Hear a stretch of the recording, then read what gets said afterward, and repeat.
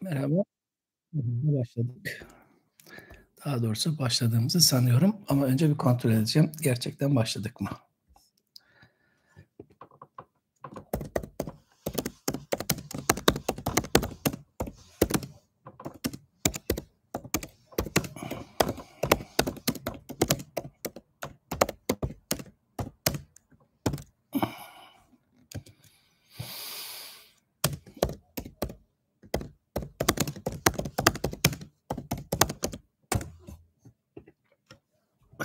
Eee, Öncelikle geçen ders tam, yani son ders tam nerede kaldığımızı belirleyip oradan devam edeceğiz.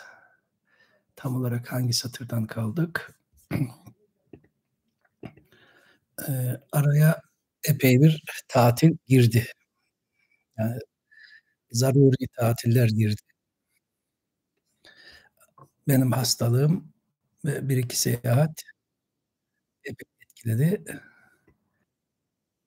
20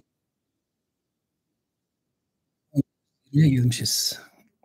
19-20'ye gelmişiz. Evet, 20'nci satıra gelmişiz. 20'nci satırdaymışız. Şimdi hemen 20'nci satıra bakıyorum. Sağ olun. Buradan 20'nci satıra gidelim.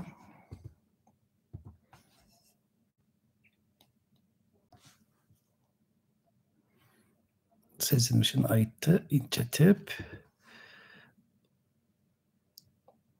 Ürgeç oldu. Amtı tapım ol. Neven ötkeymu. Mentep. Galiba buraları yapmıştık. Veya buralardaydık.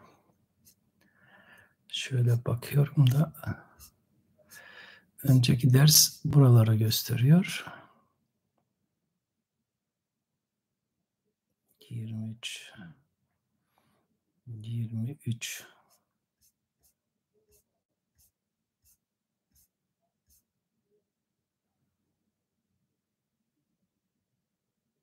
23 Monta Boşbutka 23 Pekintanaro.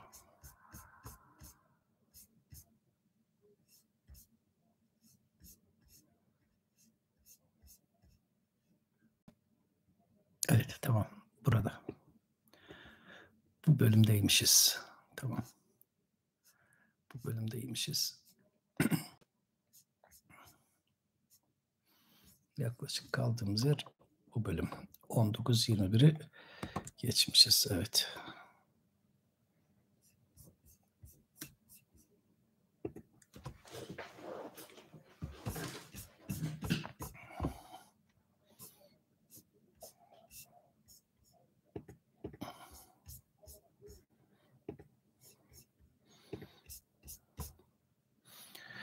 Buradan sesi de açayım. Bütün sesli uyarı gelecek. Uygulamaları da kapatayım.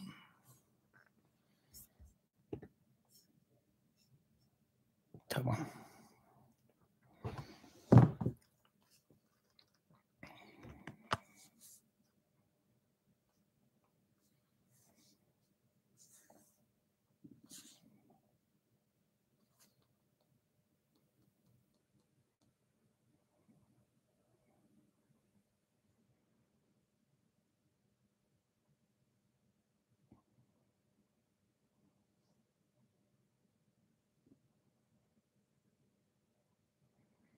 Tamam. Peki. Yani yaklaşık 1-2 kelime geçmiş olabiliriz. Ben şöyle kaydırarak bakayım. Bürük barayın teser, siz öz oluşunuzka esen ötkeysiz. Galiba bunu yapmıştık. Şuradan sizden gelen cevapları okuyabileceğim bir pencere açayım kendime. Çünkü bilgisayarda okuyamıyorum.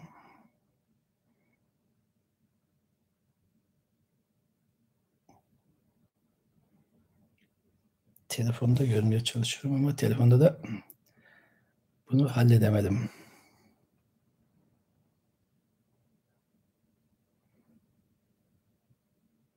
Bakalım telefonda sizden gelen cevapları görebileceğim bir pencere açabilecek miyim?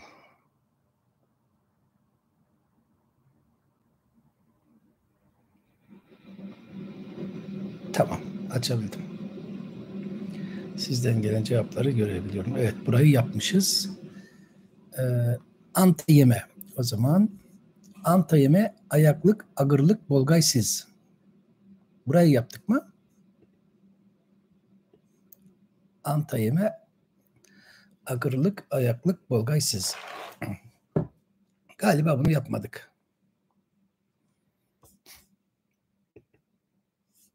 Anta yeme, agırlık, ayaklık, bolgaysız.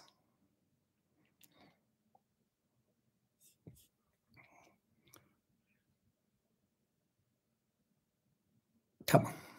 Anta yeme, antayı biliyorsunuz, yemeği de biliyorsunuz. Bunu konuşmaya gerek yok. Anta, orada, o zaman, o vakit, onda birçok anlamı var. Yeme de da yerine geçer. Yazıtlarda Uygurca'da. Ayaklık, agırlık, bolgaysız. Burada agırlık bizim için tanıdık. Yani ağırlığı olan, değeri olan, değerli. Ayaklık ise bizim için yeni bir söz. Yani bugünkü Türkçe'de yeni bir söz. Eski dönem Türkçe'de var. Ama bugün yok. Saygıya değer, ayaklık. Ben şöyle yazabileceğimiz bir Word ayarlamaya çalışayım. Word'den gidelim. Daha iyi olacak. Geçen ders kullandığımız Word'ü bulamadım. Word olursa size hepsini daha rahat açıklayabiliyorum. Bir tane PDF buldum. Bu olmadı. Word'de yazabiliyorum.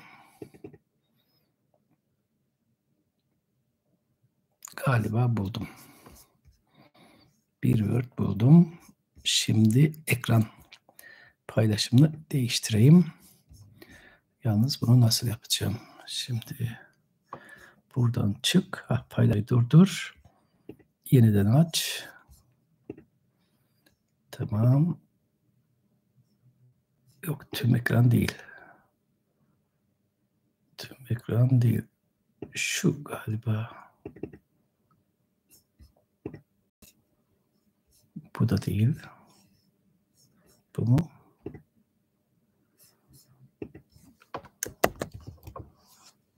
...0.22. Bu değil. Bu bir PDF'ymiş.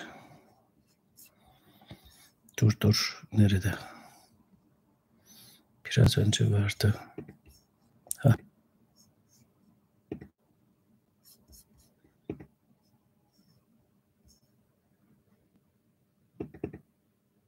Galiba Word'ü buldum. Tamam. Şimdi Word'de yazabilirim. Daha kolay açıklayabilirim.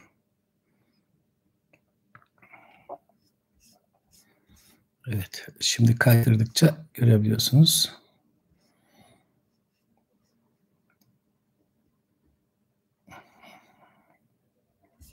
Tamam. Buradayız tam olarak. Tabii. Ayağlık, ağırlık. Evet. Her şey ikileme olmaz ama ayağlık saygıya değer. Ağırlık da öyle. Buradaki fiilimiz ayamak. Word'e geçince satırların altını çiziyor. Bu birazcık rahatsızlık verici oluyor. Göz yorucu. Ayamaktan ayaklık. Böyle de çözebiliriz. Gılık bütün olarak da alınabilir. Ayamak, hürmet etmek, saymak, değer vermek.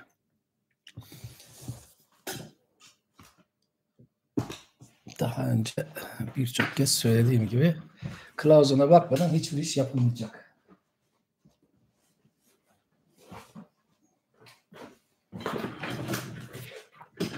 Kılavuzun ayamak için ne demiş? Böğün hangi dilde var? Ayamak.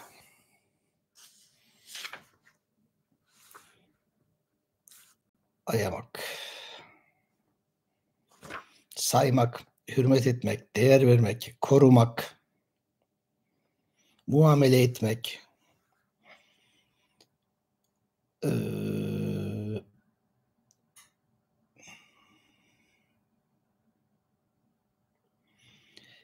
Clausen demiş ki bugünkü modern Türk dillerin hemen hemen hepsinde yaşar.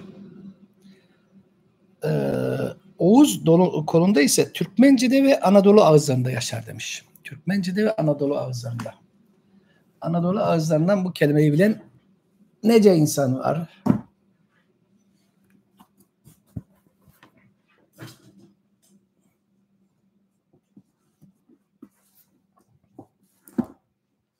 Anadolu ağızları. A cildi. A harfi.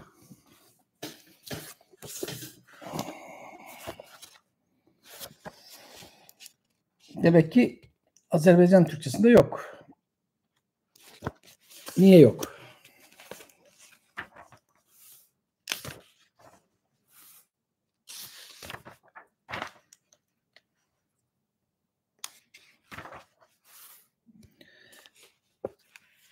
Ayamak derleme sözlüğüne göre. Yani kaynağımız bu değil mi? Buradan bakacağız. Uz kullanmak. Öz Türkçelikten dolayı böyle bir çeviri vermişler.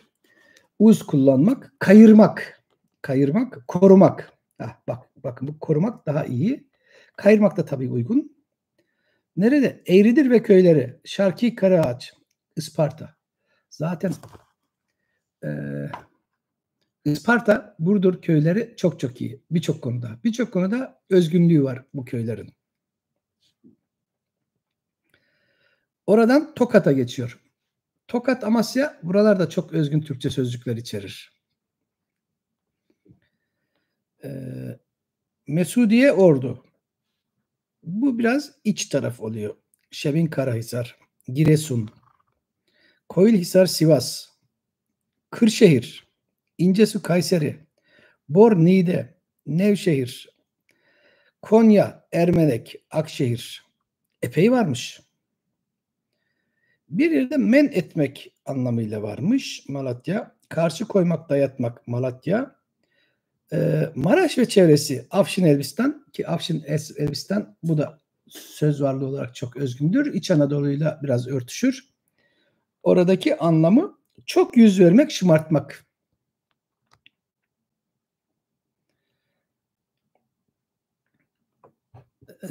Kırşehir'de saygı göstermek anlamında varmış. Evet. Hazinemiz burada. Tamam. Ayamak'ı böylece ayrıntısıyla görmüş olduk. Tabii bugün yaşasaydı ayalı olurdu. Ayalı. Antayeme orada da siz saygı göreceksiniz. Orada da siz saygı, hürmet göreceksiniz. Antayeme ayaklık, ağırlık, bolgaysiz. Gayı hepiniz biliyorsunuz. Gelecek zaman ekidir. Eski Uygurcanın ana gelecek zaman eki gaygeydir. Daçı deçi de olsa da o sıfat fiil işlerinde daha çok görülür. Tek munta turmuşunuzga yetmegey. Evet. Buradaki tek ne? Kazakçıda ayav. 1 minut. Köreyik. Ama zaten Clausen modern dillerde yaşar demişti. Kazakça deyince önce buraya bakacağız. Burada var mı yok mu? Yoksa biz atladık. Yani ben ve Emin Hoca atladık demektir. Ayav. Kazakçada ayav. Ya harfine kadar gitmemiz lazım. Evet. Emin Hoca yazmış. Ayamak, korumak, kollamak, esirgemek, acımak, merhamet etmek. Tabii oradaki ayav'daki V'yi atacağız. Çünkü infinitif, mastar, fiil olduğunu gösteriyor. Aya, bizi ilgilendiren ayadır. Aya, burada bu sayfada görürsünüz. Burada var. Ayamak. Herkeste yok, bende var. Gerçi sizler de YÖKTEZ'den ulaşabilirsiniz. YÖKTEZ'den tez indirilip kullanılmasına puan vermiyor üniversiteler. O zaman onu hem kitap yerine saymıyorlar, yeri gelince de kitap sayıyorlar. Çelişki, tam Türk işi. Peki,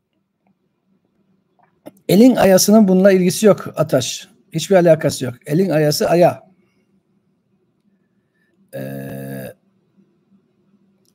Buradan devam.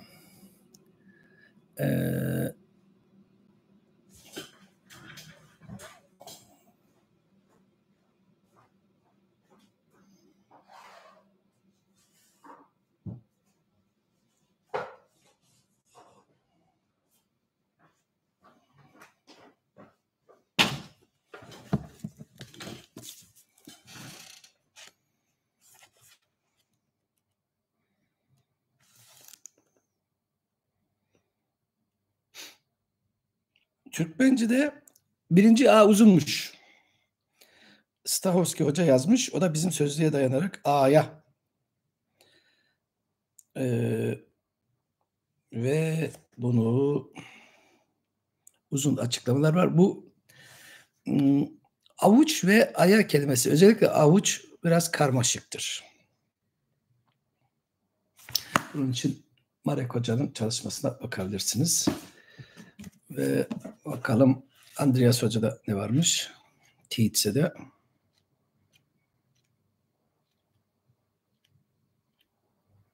Avuç içi, avucun içi. Clausen'a gönderecektir diye düşünüyorum. Evet, Clausen'a göndermiş. Eski Türkçesi de ayağıymış onun. El içi, ayağı.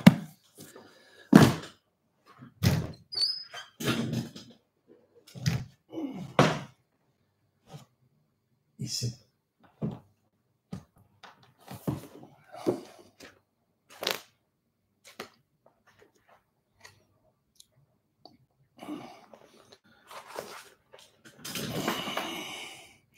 Clausen'a bakmadan geyepleşmen. Aya, eski Uygurca el, elin içi, iç tarafı diye birçok kez geçmiş. Aya, ayaymış eski Uygurca'da.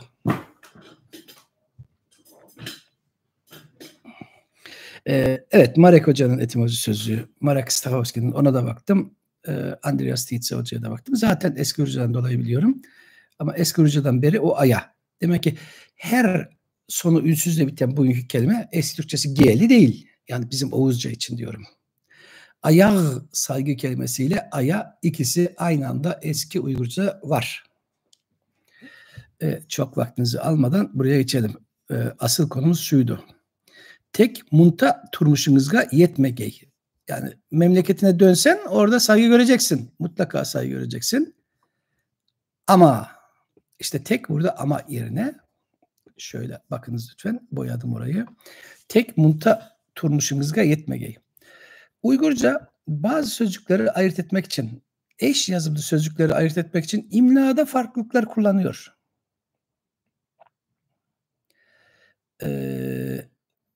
Yani gibi anlamındaki tag yazılacak olsaydı bir T, bir E, bir kef yazılırdı.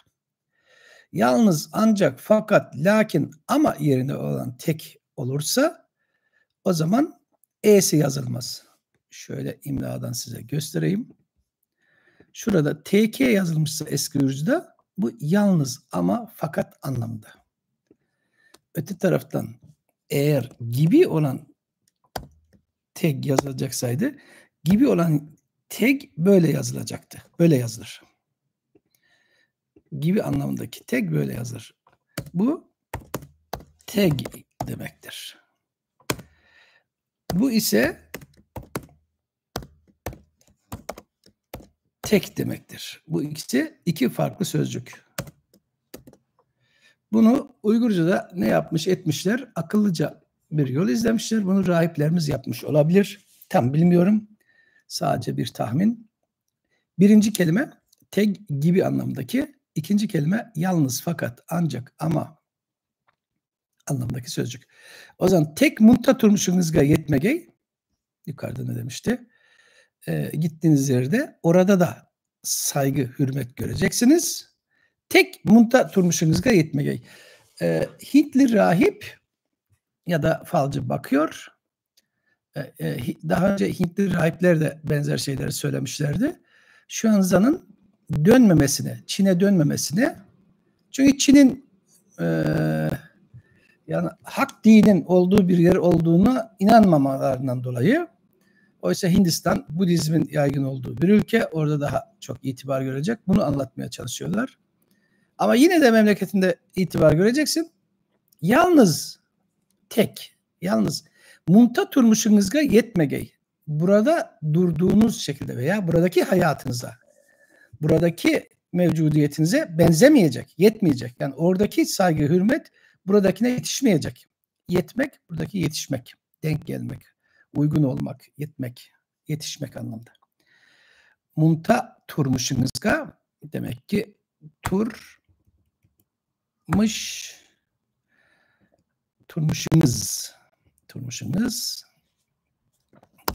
turmuşunuzga yetmegey, yetmeyecek, benzemeyecek. Burada bir soru var mı? Yok herhalde, değil mi? Burada sessiz, öyle bir şey yok. Eski Uygurlar onu düşünmemişler. Orada şük sözcüğü olacaktı. Sessiz, bakalım.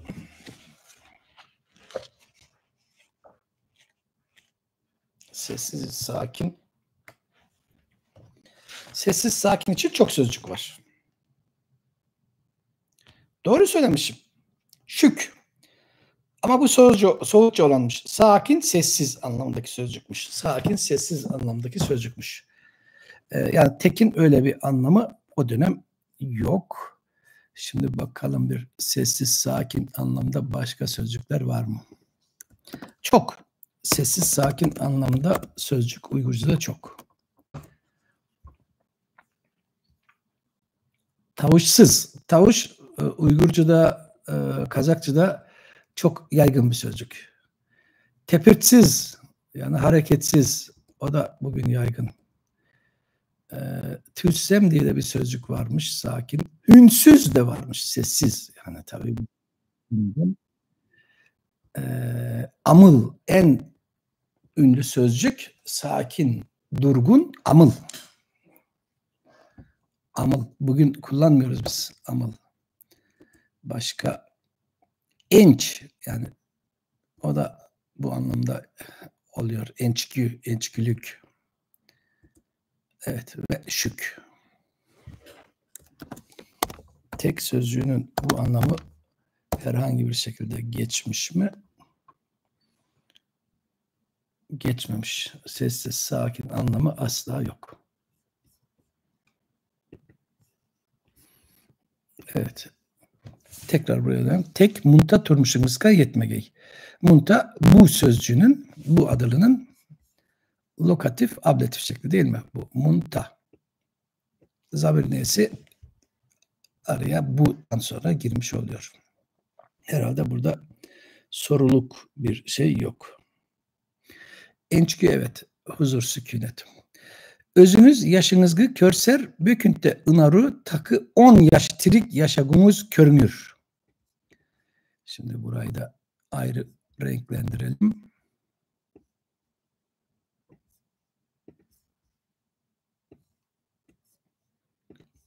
Şurayı da şöyle renksizleştirelim ki işimizi bozmasın. Evet.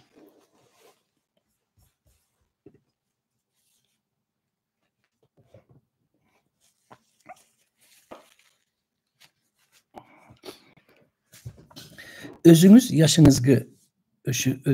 yaşınızını körser, bökünte ınaru takı 10 yaş, tirig yaşagumuz közünür.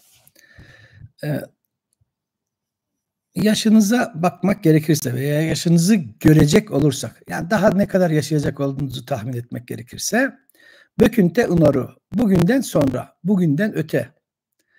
Inaru kelimesi ilginç. Inaru şekli de vardır. Inaru ve angaru şekilleri de vardır.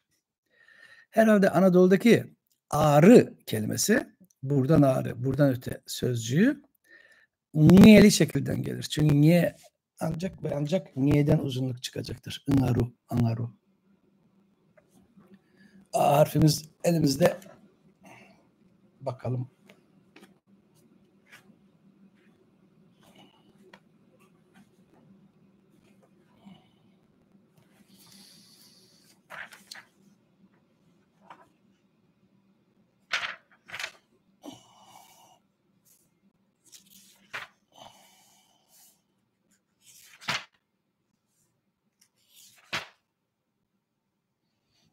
Evet, derleme sözü tam söylediğim gibi uzunlukla ağrı demiş, ağrı. Den doğru, den yana. Epey bir yaygın şekil var. Ağrı. Birinci ağrı kelimesi. Çocukluğumda duyduğumda pek yerine oturtamazdım. Buradan ağrı, buradan öte dendiğinde ne dendiğini tam bilmezdim. Yani niye öyle söylüyorlar? Yerine oturtamazdım. Bökünte unarı, bökünte Anadolu'daki şekilde böğünden sonra, böğünden öte, böğünden öte. Bo, kün ve lokatif ablatif eki. Inaru, bin, sin, in kelimesindeki in ya da ın. Takı 10 yaş, daha 10 yaş. Tirik yaşagınız közünür. Diri yaşayacağınız görünür. Harfiyen çevirmiş oldum. Kendi yaşınıza bakacak olursak bugünden sonra daha 10 yaş daha yaşayacağınız görünür. Yaşagu hayat olmuş oldu. Tirik de yaşam, hayat, canlı anlamlarında. Tirik'de ne oluyor? G düşüyor Oğuzlarda. T'de D oluyor. Diri oluyor. Tuvaca'da G düşmez ama Oğuzlarda olduğu gibi T'de D olur. Dirik. Burada bir sorunuz var mı? Siz soru var mı düşünürken ben kendime çay ayarlayayım.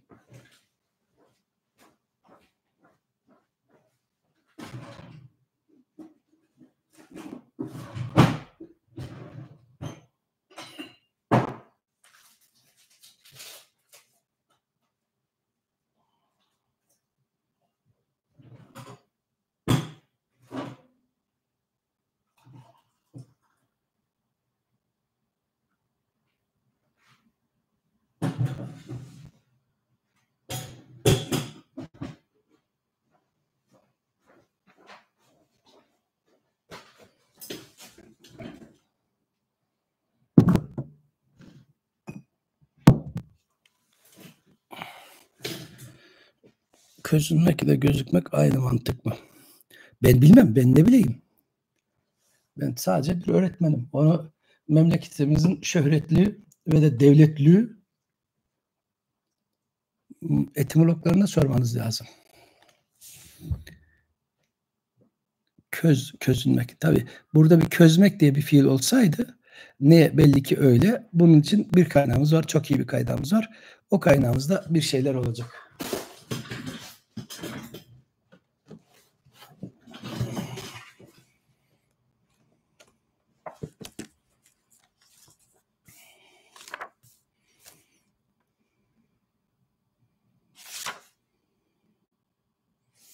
İki 607.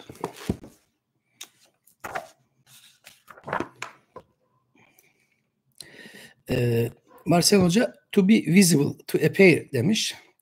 Derivation uncertain. Yani türediği şekil açık değil, belli değil. Perhaps közün, yani belki köz ismine gelen, közden ü ile isimden fiil yapan bir ek ve ne? Veya kömek fiilinden z fiilden fiil eki ve ne? Yani Marcel Hoca bile böyle dediyse ben hiçbir şey diyemem. Evet, tabii bir şey bulmak lazım. Görünmek, közünmek, bunlar her zaman konuşulan ve gözükmek var bir de, evet. Hangi kitap? Evet, Old Turkic Word Formation. Old Turkic Word Formation. Tamam. Yaşagu. Yaş kelimesinden yaşamak ve yaşagu. Burada herhalde başka bir şey değineceğimiz kalmadı. Birök öz yaş uzaguluk buyan edgü kılınç kılsar. Siz anı bilmezmen. Şurası.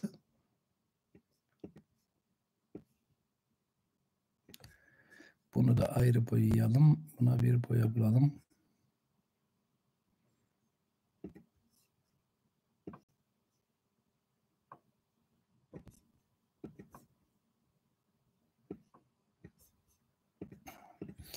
Birök öz yaş uzaguluk buyan edgü kılınç kılsar. Siz anı bilmezmen.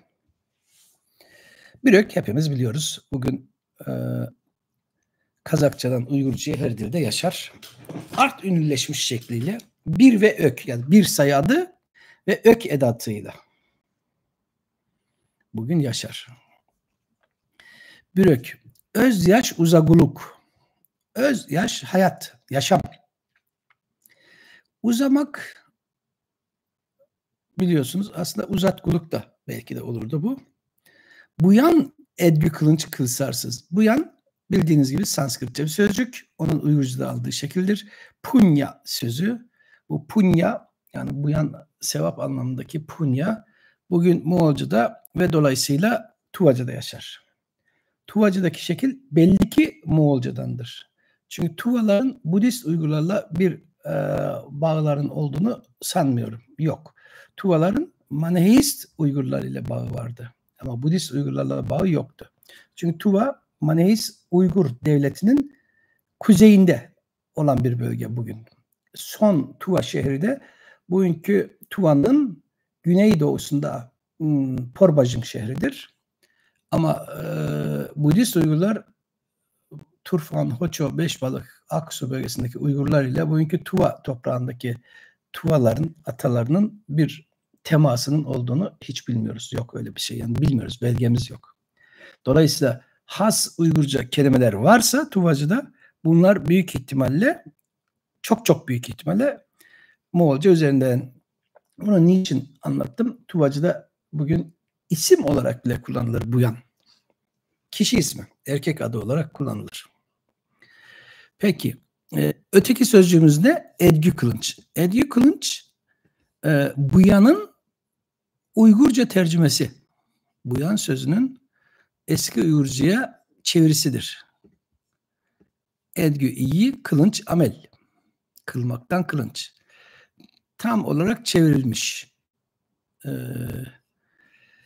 Eğer ömrünüz uzasın, ömrünüzün uzaması için sevap, iyi davranışlar, iyi ameller, ki o da sevap oluyor. İşlerseniz kılmak, işlemek, yapmak. İşler iseniz kılsar siz, işler iseniz yaparsanız anı bilmezmen, onu bilmem. Yani bundan sonra 10 yılınız var ama ömrünüz daha da uzasın diye sevap işlerseniz orasını ben bilmem. Bu falcının sözü. Peki siz sorunuz var mı diye düşünürken ben şimdi devamı için metin ekleyeyim.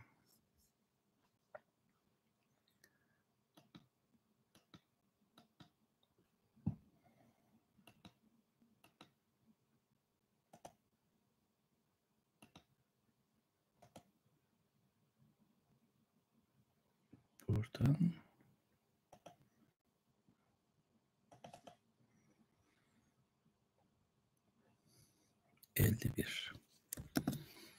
51 sonrası için metin ekleyeceğiz.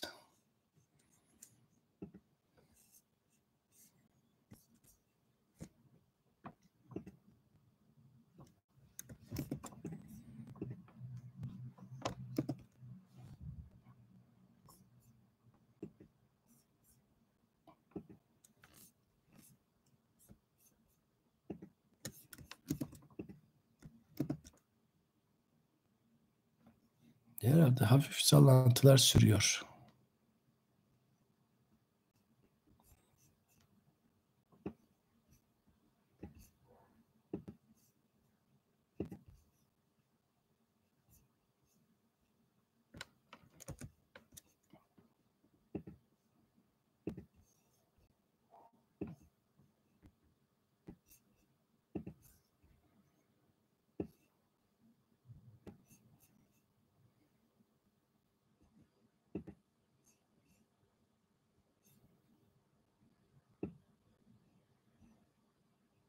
Tamam. Buradan devam edelim. Evet, yazık, günah. O da Türkçe. Günahın Türkçe karşılığı. Türkmence'de uzun olması lazım. Ya azmak, çünkü hedefi tutturamamak demek. Attığın oku tutturamıyorsun. Aslında yazmak o. Hedefi şaşırmak. Yazmak, hedefi şaşırmak demektir. Evet, nemen takı neçe yaşagumuz Burhan Körklerin non bitiklerik telim yükmen nen bilmezmen.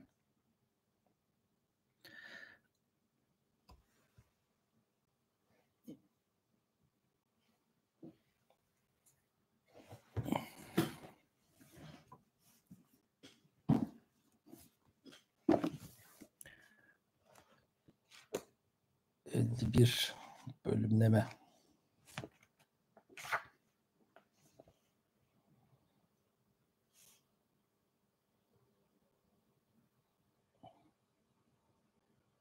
Evet, 52'de kopmuş. Evet, 52'de bayağı bir kopukluk varmış.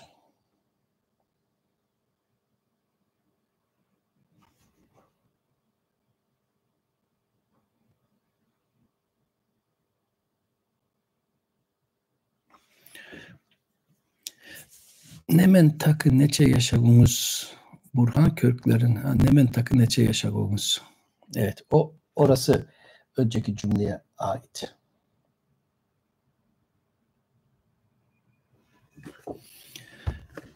Bu nemen takı neçe yaşagumuz, o da önceki cümleye ait. Buradan şurayı şöyle alıp ayrı bir cümle yapalım. Evet, bu yukarıya ait. Burhan Körklerin non bitiklerik telim yükmen. Burhan Körklerin non bitiklerik. Burası tamamlama yalnız. Bu garanti değil. Neye bile olabilir. Burhan Körkleri. Burada anlıyoruz ki bakın, Körk diye bir sözcüğümüz var. Körk. Ler çoğul eki i, bu da iyelik eki. Burhan Körkleri, o zaman bu akuzatif eki. Değil mi? Körk neydi? Bilenimiz var mı?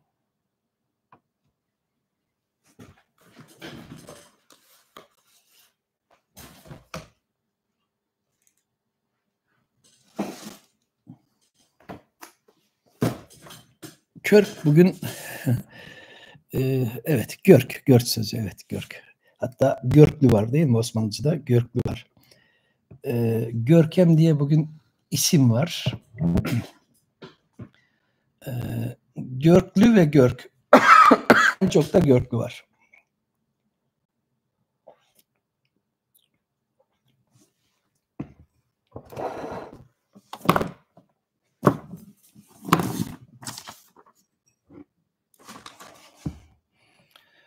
Bugün hiç ofiste yardım edecek kimse yok. Çay benden, her şey benden. Herkes kaçtı. Korktu. Körk sözcüğü hep görmekle, görünüşle bağdaştırılır. Şöyle düşünün.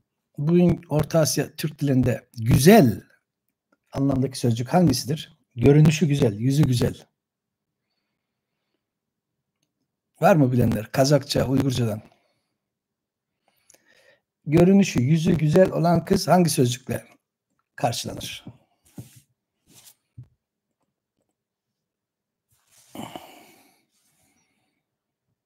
başka. Sulu, başka. Edemi, başka. Yaxşı olmaz. Yaxşı iyi, güzel, hoştur ama kızın güzelliği için olmaz. Edemi de genel anlamda güzeldir. Sulu tam Türkçe olan sözcük. Bir sözcük daha var. Özbekçe, Uygurca ortak bir sözcük. Özbekçe, Uygurca, Kazakça, Kırgızca hepsinde olacak.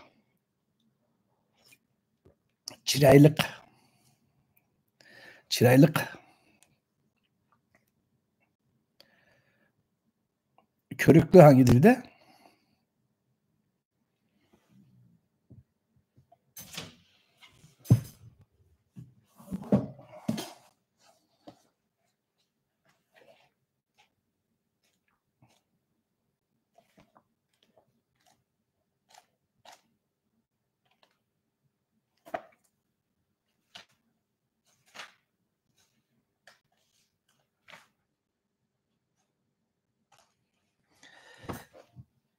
Körüklü hangi dilde bilmiyorum. Evet, ortak Türkçe. O işte körklügdür. Onun ortak Türkçe, eski Türkçe şekli körklügdür. Kırgızca'ya Kazakça'ya baktığımızda körikti. Körikti. Kazakçanın normal fonetik gelişiminde körikti. Güzel, yakışıklı demekmiş. Körikti. Körikti. Şimdi elimize attığımızda çoğu Türk dilinin sözlüğünü elimizin altında buluyoruz. Şanslısınız. Ben elimi attığımda sadece öğrenciyken Kırgızcayı bulabilirdim. O da fotokopi olarak. Kırgızca'da körüktü. Tam uygun Kırgızca'ya körüktü şeklinde Kırgızca'da yaşanmış. Körüktü. Güzel, nefis, sanatkârane. Körüktü adabiyat. Güzel edebiyat. Bedii edebiyat. Evet. Çıraylık. Çıraylığı söyleyen olmadı. Aslında işte bu körk görünüşle ilgili olduğu için çıray yüzdür. Çıraylık da yüzlü, görünüşlü. O zaman bu körkler bununla ilgili. Körk görünüşün yanında resim ve benzeri nesneleri de kastedecek. Şimdi sözlüğü burada sözcükler üst üste yığıldığı için ulaşmam zor. Nereye kaldırdık sözlüğümüzü? Şuradan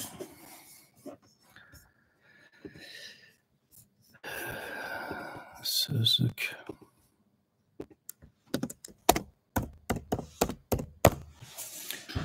Körk neler demekmiş? Güzellik, ihtişam, görkem, görk, görünüş. Şu anki kontekste bağlamda ise heykel. Buda veya Bodhisattva heykeli. Buda veya Bodhisattva heykeli. Şu anki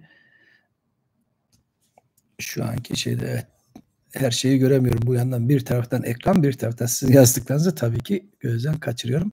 Şimdi kendi konumuza gelelim. Burhan körkleri yani Buda heykelleri. Buda heykelleri. Buda'nın görünüşüne ait unsurlar, nesneler.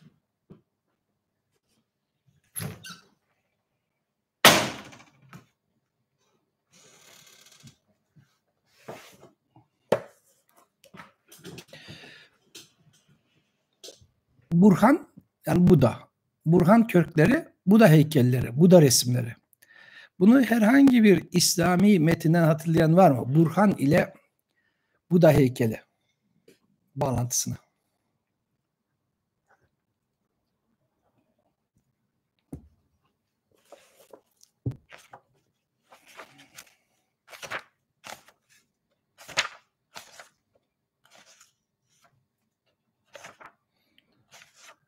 Siz hatırlarken ben de resmi bulayım.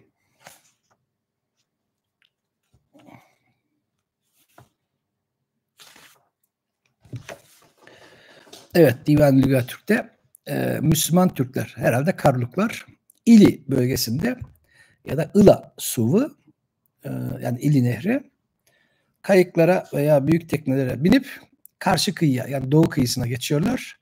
Batı kıyısı Müslüman. Doğu kıyısı ise onlara göre, Müslümanlara göre kafir Uygurlarla dolu. Nasıldı şiirimiz? Kemi içre oldurup ılasuğun keçtimiz. Uygur tapa başlanıp mınlak elin açtımız. Beçkem urup atlaka, Uygur'daki tatlaka. Uygur'daki yani Uygur bölgesindeki tatlara. Oğru Yavuz ıtlaka, hırsız kötü köpeklere. Kuşlar gibi uçtunuz, kuşlar gibi uçtuk. Geçelim. En sonunda kelginleyi aktımız. Kelginleyi aktımız. Bu bugün Uygurca'da kelkün galiba. Selgi demek. Öz Türkçe bir sözcük. Seller gibi aktık. Kentler üze çıktığımız, şehirlerin üstüne çıktık yani yıktık. Furhan evini yıktığımız, yani Budist tapınakları yıktık. Burhan üze sıçtığımız, yani Buda heykellerinin üzerine işedik ya da ne bileyim işte. Burada geçer. Demek ki Divan-ı Lügat Türk'te de Burhan böylece geçermiş. Burhan Körklerin Buda heykellerini non-bitiklerik Budist öğretileri, Budist kitapları, non-bitik kitap aslında, Budist kitap. Non bildiğiniz gibi öğreti, bitik ise kitap. Yazılı olan her şey. Bu yazılı mektupta olabilir, belgede olabilir, kitapta olabilir. Budist öğretileri veya dini öğretileri telim yıgyükmen. Telim çok. Osmanlıca'da vardı değil mi telim? Eski Osmanlıca'da daha doğrusu eski Anadolu Türkçesinde delim. Süheyl'ini Bahar okuyan varsa o da çok iyi hatırlayacaktır. Delim padişahlar diye geçer. Yıg yuk. Buradaki yuk mış karşılığında geçer. Duk dük karşılığında geçer. Yuk yük ve duk akrabadır aslında. Yani işlev olarak akrabadır. Yıg yükmen yığdım, yığmışım veya yığdım, topladım. Buda heykellerini veya Budist heykelleri, resimleri, öğreti kitaplarını, birçok öğreti kitabını topladım. Dı bilinen geçmiş zamanında da çevirebiliriz. Bu yük bugün Hakasça'da, Tuvacı'da devam eden bir ek. Hem de bayağı canlıdır. Tuvacı'da bir hayli canlıdır. Yük. Ya tabii Tuvacı'da ne olacak? Cık cık, cık cık, cuk cuk, juk juk, jık jık. Yani hem C'li hem J'li şekilleri hem Ç'li daha doğrusu birçok versiyonu var. Ne bilmez ben. Şimdi burayı da ayrı boyayalım ki burayı çalışırken bunu da ayrı görelim.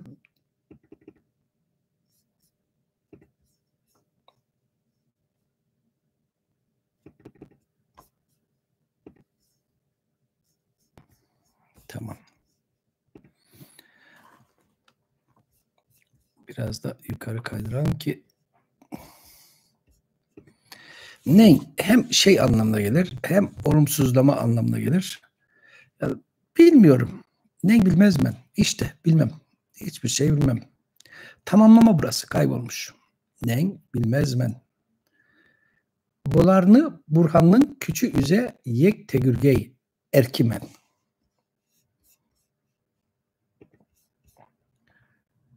Burayı birazcık büyütelim. Büyütmek için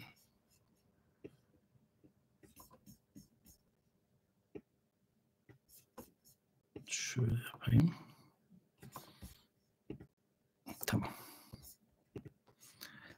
Ne bilmez men bolarını Burhan'ın küçü üze yek tegürgey erkimen. Bunlar ile Buda'nın gücü ile daha iyiye ulaştıracak mıyım acaba?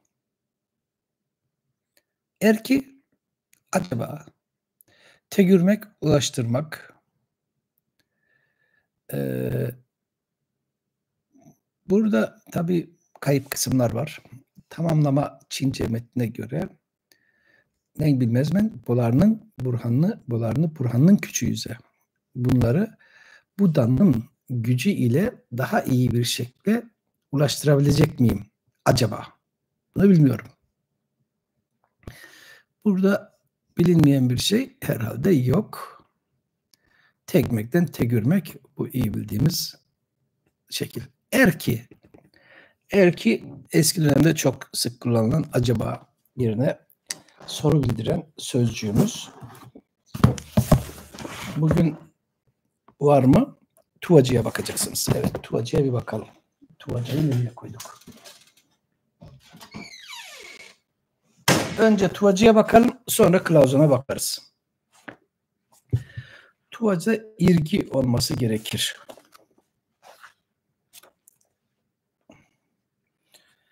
Eğer sözlüğe aldıysam. İrgi, acaba yoksa evet. Tuvacıda irgi şeklinde varmış. Tuvacıda canlı yaşayan bir sözmüş. Erki. Tuvacıda varmış. Kılavuzun başka bir şey söylemiş mi?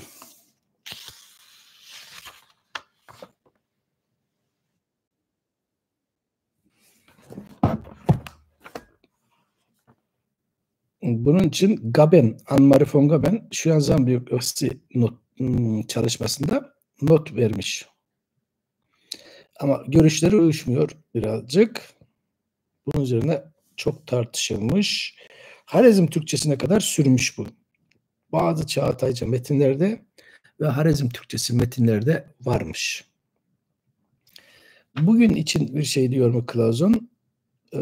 Evet, tam tahmin ettiğim gibi soru işaretiyle survives only in Northeast Tuva. Bugün sadece Tuvacı'da yaşamaktadır demiş. Ama soru işareti koymuş. Çünkü her şeyi görmediğini, göremediğini kastederek soru işareti koymuş.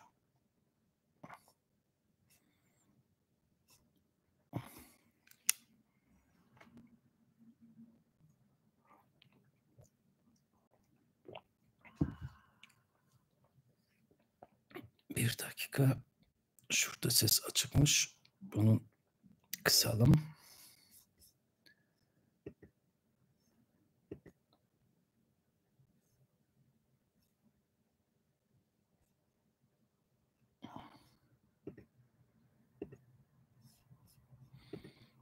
İyi. Yanlışlıkla ekranı kapatıyordum.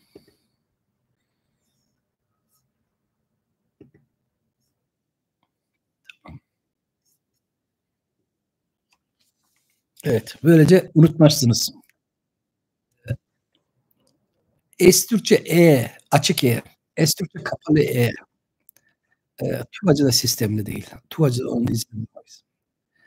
Yani yegane dilimiz, birinci sıradaki dilimiz Azerbaycan Türkçesidir. Gerçi Azerbaycan Türkçesi biraz bizim hakkımızı yiyor. Hakkımızı yemesi ondan değil, bizden kaynaklanıyor.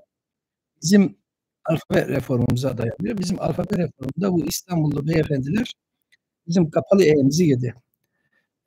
Bazı arkadaşlar, meslektaşlar bana şöyle yazıyor. Standart Türkçe'de E ile E arasındaki kaybolmuş. Kaybolmamış. Müdahaleyle yapmış. Bunu söyleyenlerin hocaları da dile en çok karşı çıkan hocalar da dile müdahale edilmiştir. Dilden ziyade imlaya da müdahale edilmiş. Birincisi kapalı E, ikincisi atlamak N'si. Bu ikisi ortak Türkçenin vazgeçilmez fonemleri, ses birimleri, sesleridir. Hele hele niye? Asla. Bugün nerede çok önemli, nerede yok? Çuvaşçı'da yok. Nerede yok? Azerbaycan Türkçesinde yok.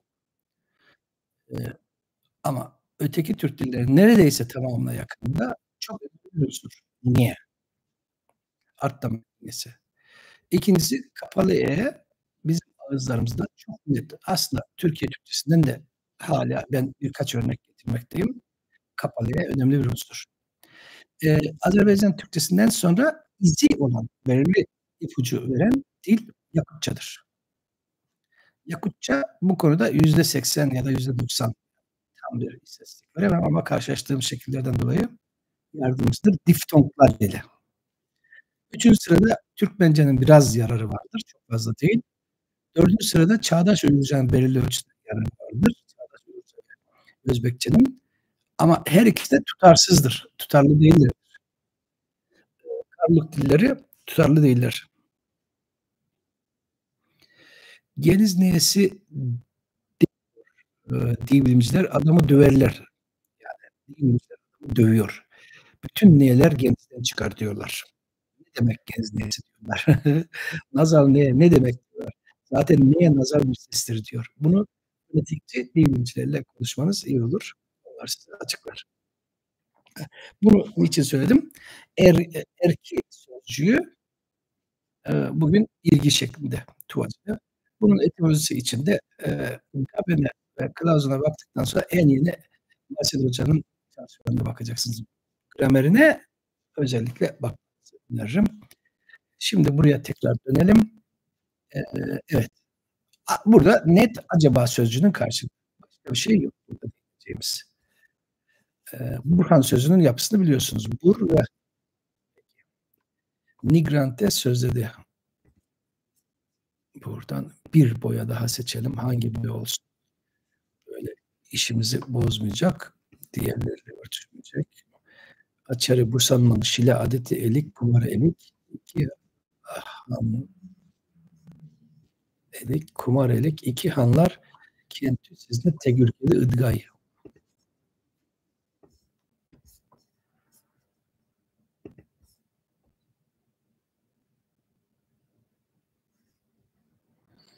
Yani yukarıda ben bilmiyorum Buda'nın gücü ile yek tegürge daha iyi, yani iyi bir şekilde ulaşacak mıyım? Nigrante sözleri.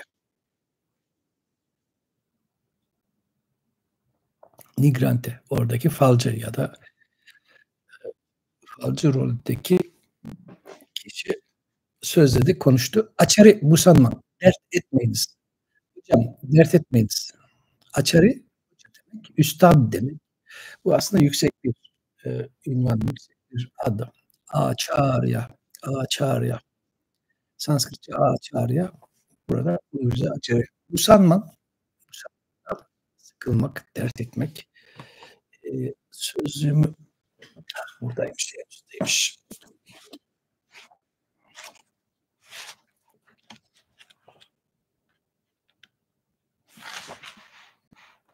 Usanmak, kederlenmek, üzülmek, huzursuz olmak, dert etmek. Birçok anlamı varmış.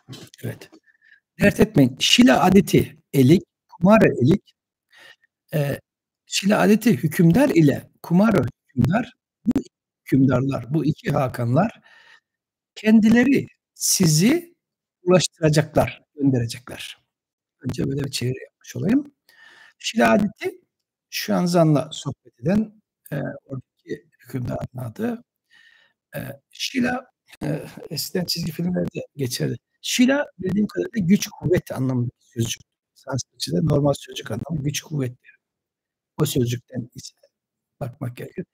Kumare çok duymuşsunuzdur. Hint filmi seyredenler varsa kumarı duyarlar. Çünkü sondaki ünlüler kayboluyor. Kumar Hint filmlerinde çok geçer. Kişi adı olarak. O dönemde var işte kumare. Kumar hükümdar, bu iki hükümdarlar kendileri sizi, yani sizni tegürgeli ulaştırmak için gönderecek. Id, tegürgeli ıdmak, tegürgeli ıdgay, birleşik çekim değil mi? Ulaştırmak için gönderecekler. Yani sizi sağlıklı bir şekilde yolcu edecekler. Idmak fiilini hepiniz biliyorsunuz. Idmak, yollamak, göndermek. Bugün bizde yok. Türkmence'de var mı bilmiyorum. Ama Kırgız Karluk Çak dillerinde var.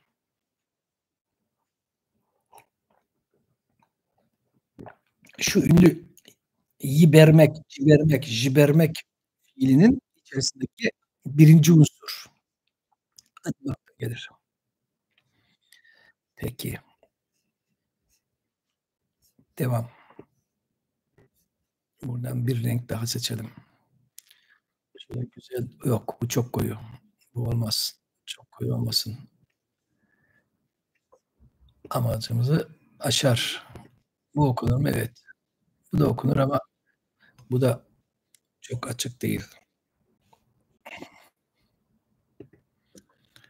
Şöyle biraz daha açık bir tekrar sarıya dönelim. Oturak esentegeisiz. Emgeksizin tep. İbermek var mı Türkmenizde? Peki. Niye öyle bozgunculuk almış olabilir mi? Bu güzel bir konu. İyi bilmek lazım. İyi çalışmak lazım. Şanssızlığımız şu ki Türkmence'nin eski metni yok. Daha doğrusu Oğuzcan'ın eski metinlerine bakmak gerekir. Yegane metinde bizde var mı? 14. yüzyılda İbermek bu. Şeyimiz bu. Ona bakmamız lazım. Bizim metinlerimizde var mı? İbermek veya yibermek eski Osmanlıca'da var.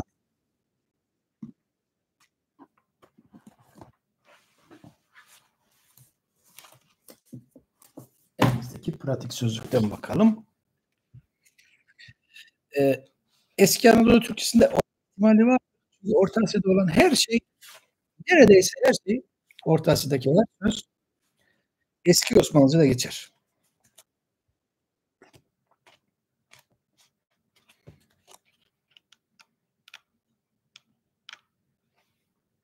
Yokmuş. Eski Osmanlıca'da yokmuş. Dolayısıyla eski Osmanlıca'da olmayınca biraz daha iş karmaşıklaşıyor. Peki şimdi Odgurak esen teggeysiz. Odgurak bu farklı okuyuşları olmuştu. T'li de okuyanları vardı. Ama en sonunda varılan şekil D'li şekli. Odgurak. Odgurak kesinlik bildiren sözcüktür. Odgurak kesinlik, kesin, mutlaka anlamındaki sözcük. Önce tek tek sözcükleri. Esen biliyorsunuz. Teggey değecek, ulaşacak. Siz teggeysiz ulaşacaksınız. Emgek sizin. Buradaki ekimiz sizin. Siz değil sizin. Emgeksiz olarak yani zahmetsiz olarak, zahmetsizce, eziyetsizce. Şimdi bakalım Odgurak'a Clauson ne demiş?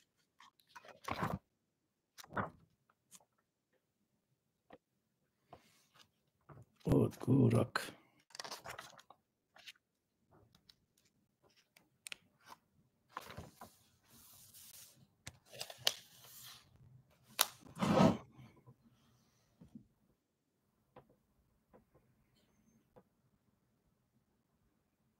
Odgurak. Odgurmak fiilinden gelişmiştir demiş. Odgurmak. Odgurmak ise kökü yalın şekli yok. Odmak yani uyanmak fiilinden olmalı. Sadece odgur uskar ya da uskur olarak Radloff'ta görülür demiş. S'li görülürse şekil Z'den gelir. Z ise Tuvacı'dandır. Demek ki Odgur Tuvacı'da Ozgur olmuş. Ozgur Z süzleşmeyle S olmuş. Osmanlıca'da uyarmak olabilir diye düşünmüş. Türkmence uyarmak olabilir diye düşünmüş. Odgur ve bu şekilleri bununla bağlamış. Odgurak ise kesin. Odguratı şekli de var. Odguratı. Şuraya yazayım. Telaffuz bir faydası yok hiçbir şeye. Onun benzeri kardeşi Odguratı var. Odgurak zarf olarak nitelendirmiş. Maneist metinlerden başlayıp Budist metinlere giden bir çizgisi var. İlginç olan şu, İslami dönemde bu sözcük kaybolmuş. Tamam, Odgurmuş var da biz şu anda Odgurak için bakıyoruz. Tabii kökten türemiş söz çok. Odgurak yani kesin, mutlak sözcüğü İslami dönem metinlerde kaybolmuş. Kesinlikle sağ salim ulaşacaksınız zahmete ilmeksizin, zahmete girmeden demiş. Burasını biliyoruz. Emgeksizin. Bir taraftan sözlüksel olarak şu iki bak emgeksiz bir sözcük alabilirsiniz ama sizin birlikte alması daha iyi. Burada sorunlu olan bir şey var mı? Yok değil mi? Bakın değindik. Odgurmak fiilinden odgurmak da oddan demiş. Ben başka şeyleri de düşünmüştüm. Oduh sözcüğü de var. Oduh var. Uyanık anlamında. Oduh. Eski Uygurca'da. Oduh. Ki uyanmak fiilinde alakası. Oduh kelimesi var. Ona da bakın. Oduh uyanık. Kılavuzun onunla bir bağ kurmamış. Mı? Kurmuş. Evet. Evet. Peki. Burada başka bir şey yok. Evet. Odurmuş da bununla alakalı olacak. Odurmuş. O fiilden.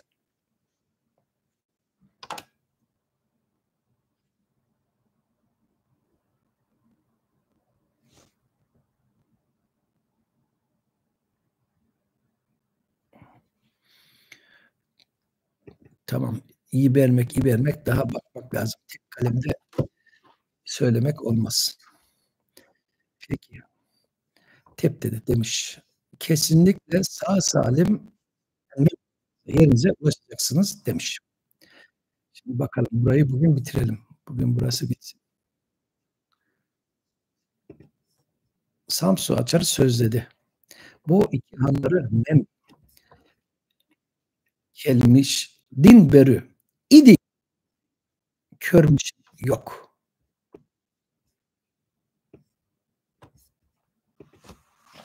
Samsu Hoca veya Samsu Üstad konuştu.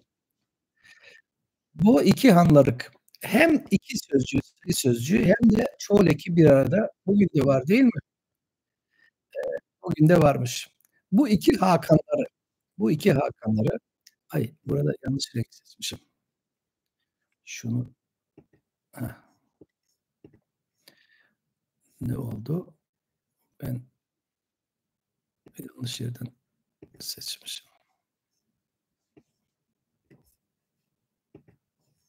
Heh. Bu iki Hakanları ben geldiğimden beri gelmiştin beri. Uygurcanın ilginç imla özelliklerinden birisi ablatif çıkma eki, ayrılma eki ile beri hep birlikte yazılır. Beri. Aslında bizim Türkçemizde geldiğimden beri. Bu iki Hakanları ben buraya geldiğimden beri hiç görmüşlüğüm yok. Bu iki Hakanları benim buraya gelişimden beri hiç görmüşlüğüm yok. Bunlar sizler rahat anlarsınız. Gelmiştin beri. Geldiğimden bu yana idi bildiğiniz gibi olumsuzlama ek, sözcüğü, edatı hiç asla anlamda kullanılan sözcük yok. Ben buraya geldiğimden beri bu iki Hakanları görmüşlüğüm hiç yok. Şimdi bu cümleyi tamamlamamız için ne çıkın bulgaymen bolardın bu mutlak olur açır ayak tepkide.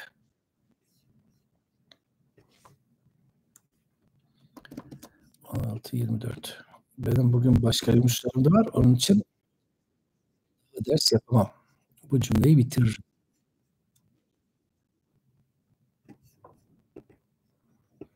Böyle yapalım. Burayı da böyle. Ne çıkın bulgaymen bolardın bu mutlak açır ayak tepkide. Nasıl olur da ne çıkın? Nasıl? Burada neçük bir sözcük. Ne şekilde bir sözcük. Instrumental eki. Birliktelik, beraberlik götüren sözcük. Tabii neçük bunu farklı yorumlayanlar var. Ne yerinde olabilir. Niçe ök de var. Neçe ök. Neçe, ne, çe ve ök. Niçin? Nasıl? Ne şekilde? Bulgaymen, bulacağım. Bolardım bunlardan. Bu mutluluk açık. ayak. Açık ayak demek ki beraber kullanılan bir söz. O zaman açık ayak neymiş ona bakacağız. Açık ayak. Ne olabilir? Ayak, hürmet. Açık ne?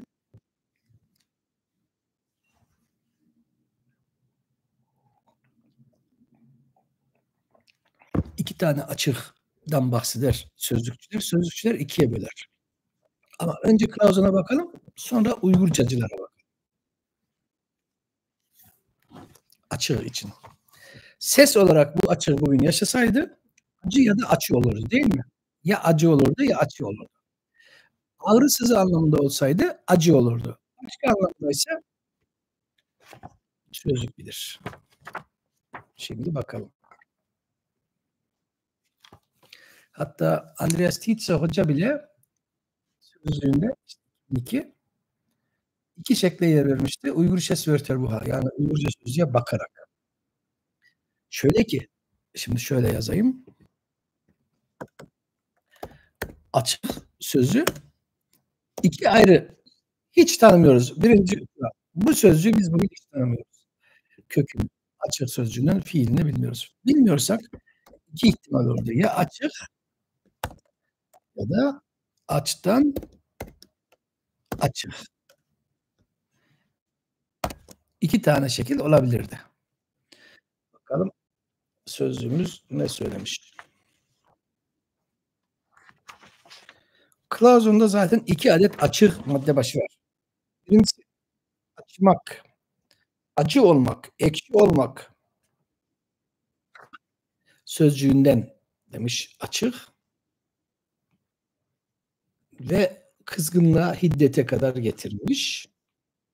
2, her ne kadar semantik bağlantı birazcık zorsa da açmaktan açık demiş, hediye demiş. Açmaktan açık. Şimdi Clausen 2 taneden bahsetti. Zaman bir de Uygurca Wörterbuch'a bakalım. Burada kaç tane?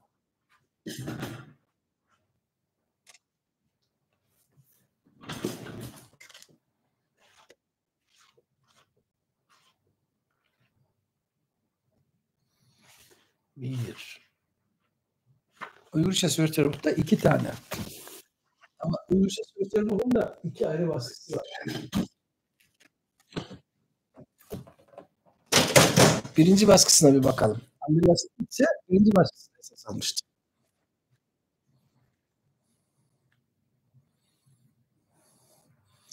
Tabii ben sözlükçü ya da etimolog değilim. Üstadlarımız kadar bir şeyler söyleyemem ama işte bakalım. Uygurca Wörterbuch'ta birinci baskıda Traurigkeit, acı madde. İkincisi ise açık ayak. İkinci bir madde. Açmak diye bir fiilden. 2 ayrı açmak fiili söylüyor Clausen. Birisi ağrısız olmak, ekşimek. İkincisi ise Uygurca Wörterbuch. Öteki açmak. Şefkat göstermek. Yani ağrısızı olmak ile şefkat göstermek ayrı fiil diyor Uygurca Wörterbuch. Şefkat göstermek aynı zamanda hürmet etmek anlamına da geçer. Şöyle yani burada bu var. Şimdi Uygur sözlüğün fiil cildinin açmak maddesine bakalım.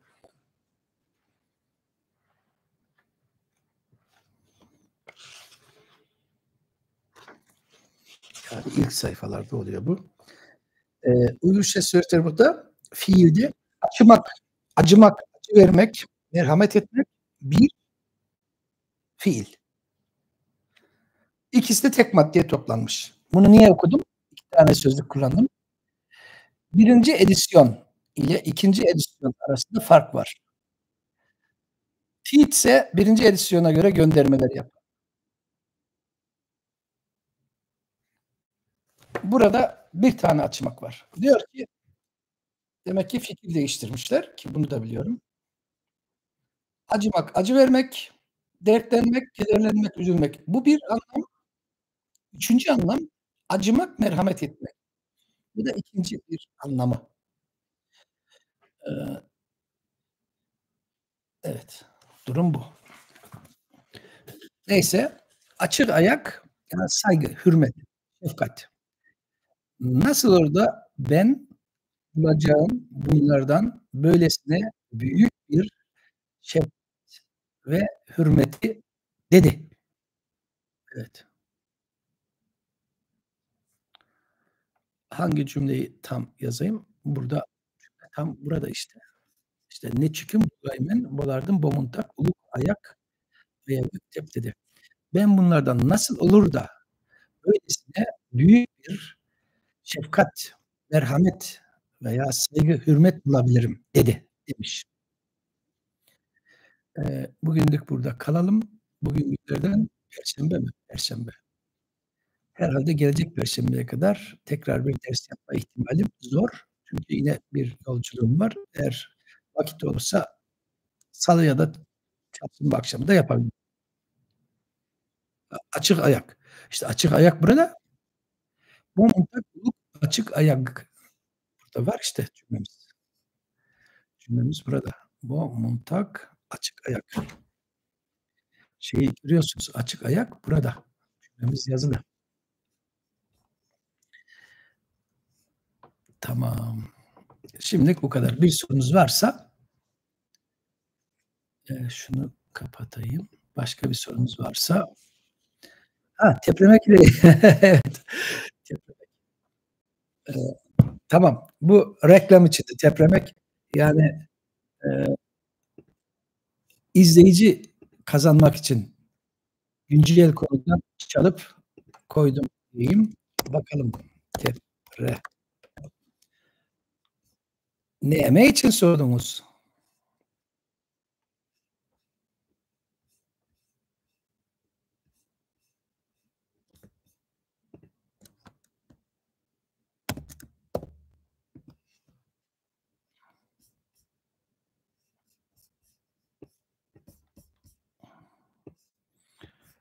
Şöyle yapalım.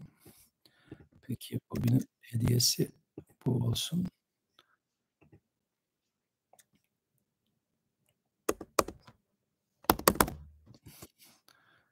Ataş az ile yetinmiyor.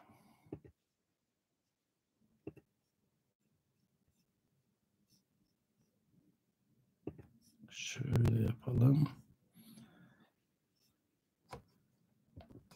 Şöyle bir çıkıp yeniden paylaşım.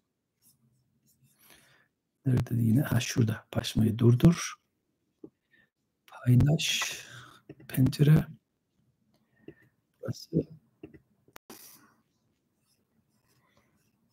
Bakalım hepsini görüyor muyuz? Görüyoruz. Tek bir fiilden neler çıkmış? Önce sayısal değerlere bakalım. 8-13. yüzyıl arası 23 tane sözcüğümüz varmış. Tepremek. Tepremek, sarsılmak, sallanmak, teprenmek varmış. Sonra teprek, titrek, sarsılmış varmış. Bir metinde eee, net değilmiş ama tepremek olabilir burada. Metin kurmuş. Tepremek, sarsılma, hareket etme. İsim şekli. Tepremeklik, hareketli, sallantılı. Tepremeksiz, sarsılmaz, sağlam yani. Tepremeksiz, teprenmek, kımıldanmak, ortaya çıkmak, hareket etmek. Bu ilk kez işte Divan-ı Lügat-ı de var. Sadece Uygurca'da değil. Yukarıda gördüğünüz gibi çoğunluk Uygurca'da. Türev çoklu Uygurca. Teprenmek, evet. Kutadgülik'te de varmış. Ne? Teprülük sayı kutke. Evet. Nerede hareket, orada bereket. Böyle tercüme edebilirsin. Türkiye Türkçesinde nerede hareket, orada bereket. Depremsiz, sarsılmaz, sağlam. Tepreşmek yine bu da dönüşlü, titremek, titretmek, titretmek, sallandırmak, kımıldatmak, tepretesi, hareket edilecek. Bu divandaymış. Divanda tek şekiller var. Tepretgen, çok sallayan, tepretgüç sallama, tepretgüçü sallayan ve tepretgüç sallama deprem olma. Deprem de olabilir. Tepretgüç sallaması gereken, tepretigli, çok sallayan. Bu en yerine geçer. Bu ıglı, bu çok özel bir ektir. Aslında Manihis Uygurca metinlerin özelliğidir bu ıglı. Tepretiksek, sallamak isteyen. Divanda başka yerlerde canlı yaşamayan birçok şeylere yer verilir. Tepretiksi, sallaması gereken bazı Oğuzlardaymış. Tepretilmek, kımıldatılmak, sallanmak. Tepretişmek, birlikte sallamak, birlikte hareket ettirmek. Tepretmek isim şekli, kıvırdatma, tepretmiş. Sallanmış diye geçirmiş ama sallanmış olması gerekirdi ama öyle geçmiş. Demek ki Arapça söylemiş. Tebrettici sallayan Oğuzcaymış. Şurada bir şey yanlış yazmışım. Onu düzelteceğim. Deprek davul. Deprek davul. Bakmadan bir şey diyemem. Biraz daha karıştırmam lazım. Peki, şimdilik bu kadar. İlk fırsatta tekrar görüşürüz.